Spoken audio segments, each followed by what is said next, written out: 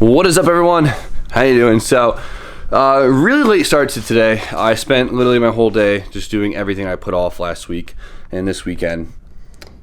Did it today. Caught up, and now it's super late. I don't want to miss the video. I figured today would be a good video to get everything up to speed and get a few things done. So, I'm not gonna lie to you guys right now. This is a talking video. It's gonna be a lot of talking in it, and not a lot of action. So, I guess we can just jump into things. I want to give you guys an update on a lot of stuff. So, the last couple weeks, as you guys can probably tell, I haven't been posting as much as I usually do. I've kind of been in this like weird dry spell of I don't know what to do with myself. So the big thing is obviously trying to figure out where we want to go with all the projects. So we, of course, it's something I want to do. It's something you guys want to see, and it's something that makes sense, you know. Something that will get a good content per dollar, as you could say. So the last couple weeks I've been working really hard to get a new merch company, get some new designs going, get some new products going, and setting up a new website. So hopefully by next week I'll have all new merch to drop, at least a few things to start, and we'll go from there. As you guys probably noticed, a lot of you guys actually noticed, the website's been down for almost 2 months now. So there's two cars that have been driving me crazy. It's the FD and the E36, which I'm standing in front of, but you probably can't tell. But as you guys know, the LSZ, we're still waiting on the parts from Texas Speed. I sent the heads out. I actually messed up and didn't send them out right, and they got put a week behind. So the heads should be done in just a few days, and it'll get shipped out pretty quick, and hopefully mid next week we'll get the heads in, and honestly putting the Z back together should take 2 days. On top of that, we have the 240, which obviously I need a new clutch. I'm waiting for the rest of the kit to come in. I'm trying to source a roof for it. I have 18s in the mail coming in, which is sick. I'm working with a company, and we're getting there. And of course, as you guys know, another one going on right now is the white E36, where the last piece of the puzzle I need is the clutch pedal. It's taking me a lot longer to get all the manual swap parts than I was really hoping for. It's kind of been like a drag at this point, but I'm actually finally getting the pedal tomorrow, which means we can get it in tomorrow and hopefully get the rest of the stuff on, the majority of it, tomorrow. So tomorrow should be a busy day, which is sick. And then of course the FD and the E36.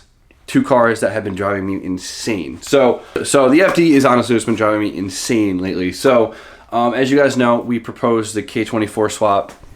This thing right here that I'm using as a tripod, along with this, and we got this. I got the transmission ready for it. I actually got another factory front subframe to start making a new conversion mount set for this car, and I honestly put it on the back burner, don't fall, to get the S13 ready for the season, and I just haven't got back to it. So the big question when I was putting this car together was K24 or K20, and I went with the K24, as you guys saw, because of the higher torque numbers, which I figured would be more enjoyable. I mean, you'd think so. You know, it's a 4-cylinder, take as much torque as you can get.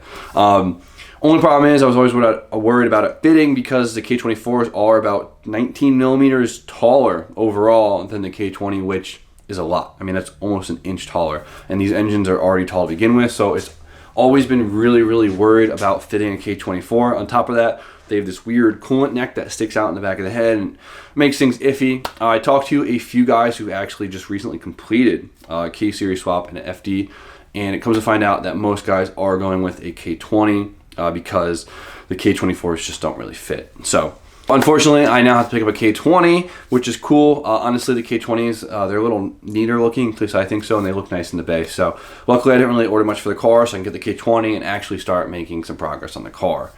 But the big news I want to share in today's video, before I talk about anything else, because if you guys are still watching me just aimlessly talk for the last probably 6 minutes at this point, you guys deserve some big news. So the big thing that's really been holding me off on really spending any more money on any of the cars right now is the fact that I'm actually moving shops in a little under a month, which is huge. So as you guys know, I've been in the shop for probably a year and a half at this point. We got the lift, we got the loft, we finally got the lights in it, and it's come to be almost like my dream bay. I mean, this place is sick. I mean, I have my own lift, the loft, I love it. I have my little area.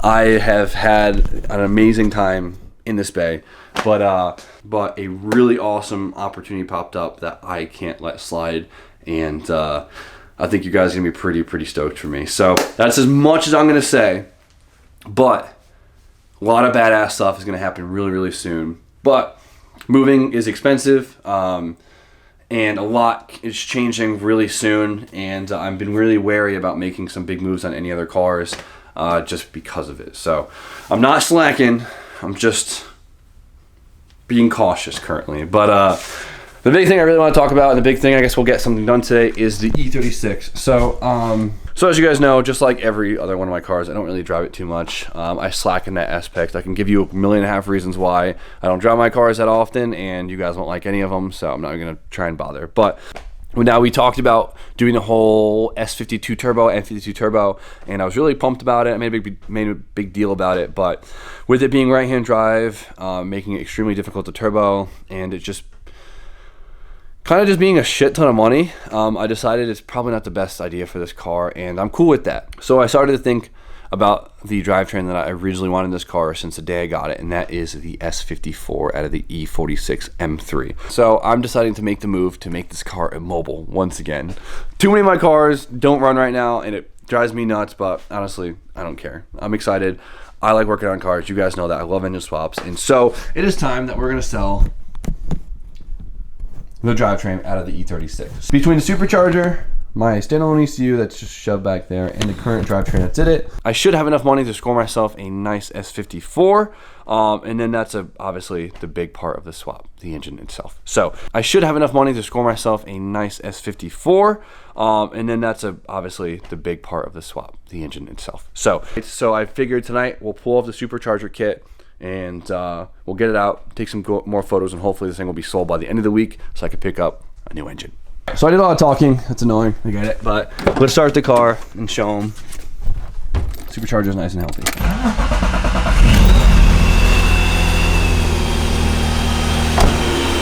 Now I'm definitely going to miss this noise, but I'm also not.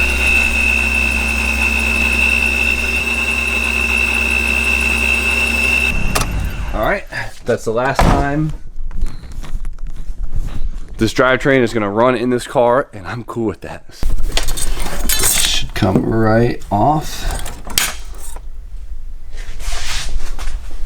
So this is all the piping. You basically have a blow-off valve, essentially, and the charge piping. Nice and easy.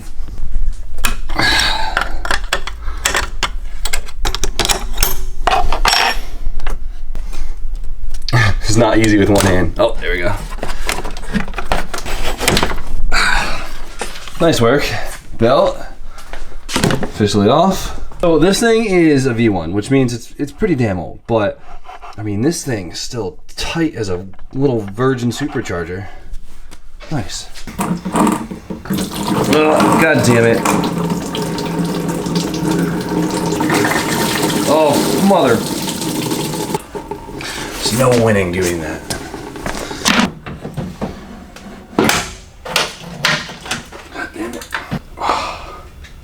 Over it.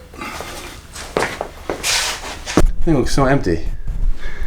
Alright, so now all we have to do is we have to take off the bolt down there, this pulley, and probably something else, and the whole thing should come off.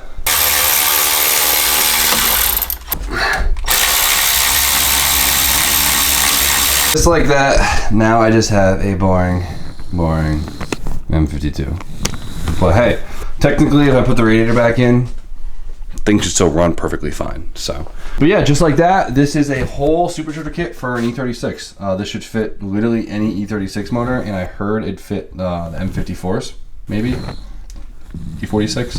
Who knows? The last thing I got to pull is the injectors, and that should be the last piece, just because the injectors should go with the kit because you do need them. Besides that, B-Haul, his girlfriend actually has a really gorgeous 325 four-door E36. It's beautiful, and it's M50 automatic. So I'm gonna actually be hooking her up with this engine and transmission. So she has a nice 328 M52 with a 5-speed swap in her car because the chassis is gorgeous and deserves it. So I've been going back and forth. I hope you guys know I've been literally going insane trying to make this call for the last like 2 weeks.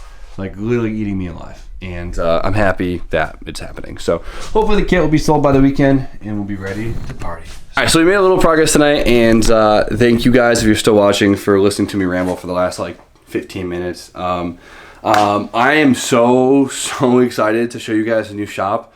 Just deciding when to do so. So maybe I'll show the Patreons. I think the Patreons deserve to see the new shop. I'll give them a taste of it this week. So if you guys are a Patreon, stay tuned. I am so excited for the moves being made this month. You guys have no idea. It's about to be sick. So with that, we officially deflowered my E36. Poor girl. Sorry to do it to you, but yeah, I'm gonna stop rambling on, and we're gonna end this talking video. As you guys know, like, comment, subscribe, stay tuned for more content, and I'll see you guys tomorrow.